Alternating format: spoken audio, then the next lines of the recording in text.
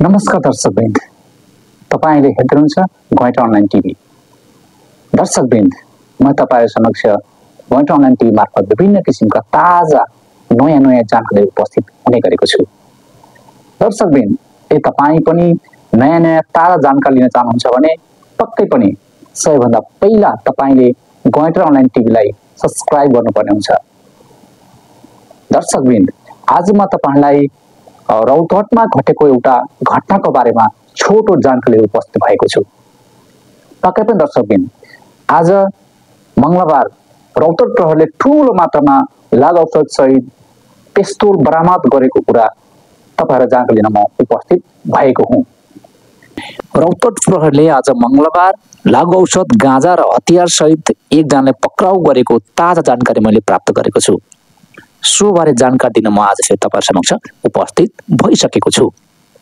दर्शकवृन्द, जिल्ला प्रहरी कार्यालय रौतहटबाट प्रहरी निरीक्षक उमाशंकर गुप्ताको कमान्डोमा खटिएको प्रहरी टोलीले स्नात नगरपालिका 1 स्थित झोलङ्गे पुलको पश्चिममा रहेको किराघारीबाट गौ नगरपालिका 4 निवासी 21 वर्षीय सावन गिरीलाई लागु औषध र हतियार सहित आज नियन्त्रणमा लिएको छ। दर्शकवृन्द, प्रहरीले गिरीको साथबाट 1 क्विन्टल 9 किलोग्राम लागु औषध, गाँजा र 8 MMKF लेखिएको लोडेड कटुवा पिस्तोल 1 थान, 8 MMKF लेखिएको 3 राउन्ड गोली, रियलमी कम्पनीको स्क्रिन टच 1 थान मोबाइल पनि बरामद गरेको प्रहरी निरीक्षक उमाशंकर गुप्ताले जानकारी दिनुभयो। दर्शकवृन्द, पक्राउ परेको गिरीलाई जिल्ला अदालत रौतहटमा पेश गरी लागु औषध तथा हात हतियार खर खजना अन्तर्गत मुद्दा चलाउने तयारी भइरहेको रौतहट प्रहरीका प्रमुख प्रहरी उपरीक्षक एसपी दिलीप घिमिरेले बताउनु भएको छ। सो बारे जानकारी दिनुहुँदै रौतहट प्रहरीका प्रमुख प्रहरी उपरीक्षक एसपी दिलीप घिमिरे जिल्ला प्रहरी कार्यालय रौतहटले आयोजना गरेको पत्रकार सम्मेलनमा सम्पूर्ण पत्रकार मित्रहरूलाई हार्दिक स्वागत गर्दै यो लागु औषध, गाँजा र हतियार पक्राउ सम्बन्धी घटनाको म यहाँलाई जानकारी दिन गइरहेको छु। मिति 2021 साल चैत महिना 26 गते राति करिब 1 बजेको हाराहारीमा हामीलाई यो नेपालबाट भारत जाने नाकातर्फ लागु औषध, गाँजाको चाहिँ तस्करी हुँदैछ भन्ने सूचना हामीले प्राप्त गर्छौँ र त्यही सूचनाको आधारमा हामीले स्नात नगरपालिका वडा नम्बर 1 स्थित झोलुङ पुल छ र त्यो झोलुङ पुलको पश्चिमपट्टि हामीले करिब 31 बजेको हाराहारीमा त्यहाँ चाहिँ हामीले एम्बुस कार्य गर्छौँ र करिब 1:45 को समयमा हाम्रो प्रहरी टोलीले यो 5-7 जनाको समूहमा टाउकोमा राखेर यो गाँजा चाहिँ नि तस्करी गर्दै भारततर्फ लाँदै गरेको अवस्थामा हाम्रो प्रहरी टोलीले मार्फत र देखिसकेपछिको अवस्थामा केही व्यक्तिहरू भाग्न सफल हुनुहुन्छ भने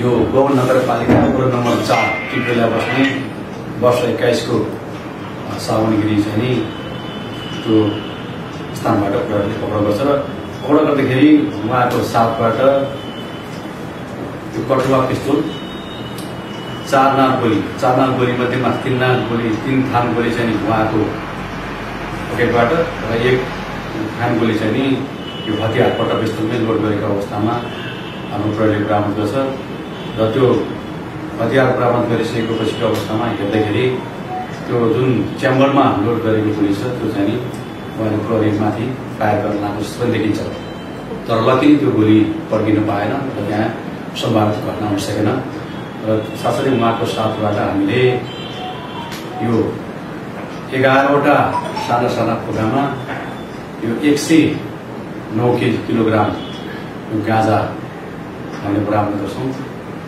र साथै उहाँको साथबाट एउटा मोबाइल फोन पनि हामीले बरामद गर्न सफल हुन्छौँ र यो घटनामा संलग्न भएका अरू केही व्यक्तिहरूका बारेमा पनि हामीलाई केही जानकारीहरू प्राप्त गर्छन् र उहाँलाई हामीले अहिले खोजतलास गर्ने र थप अनुसन्धान गर्ने काम भइरहेको छ भने पक्राउ परेका जुन सावलीगिरी हुन्छ उहाँलाई चाहिँ सम्मानित जिल्लाहरूबाट हामीले यो लागु औषध, गाँजा तथा हात हतियार खर्चना सम्बन्धी मुद्दामा चाहिँ म्यापका गरेर अहिले अनुसन्धान प्रक्रिया चाहिँ अगाडि बढेको कुरा म यहाँलाई जानकारी गराउन चाहन्छु।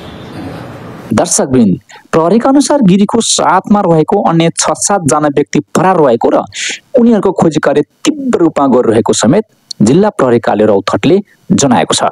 पक्कै पनि दर्शकवृन्द, तपाईहरुलाई यस्तै ताजा नयाँ जानकारी प्राप्त गर्नु छ भने, हेर्नु छ भने तपाईहरुले पक्कै भुल्नु हुँदैन गौँडा अनलाइन टिभी युट्युब च्यानललाई सब्स्क्राइब गर्न भने नभुल्नुहोला। दर्शकवृन्द, आजको यो प्रस्तुति तपाईलाई कस्तो लाग्यो? जस्तो लाग्यो उस्तै कमेन्ट गरिदिनु होला। त्यसैगरी गौँडा अनलाइन युट्युब च्यानललाई भने सब्स्क्राइब, लाइक गर्न पनि नभुल्नुहोला। दर्शकवृन्द, फेरि अर्को ताजा जानकारी लिएर आउने बाचाका साथ आजको यो छोटो जानकारीबाट भने म तपाईहरु सम्मत छुट्न चाहन्छु।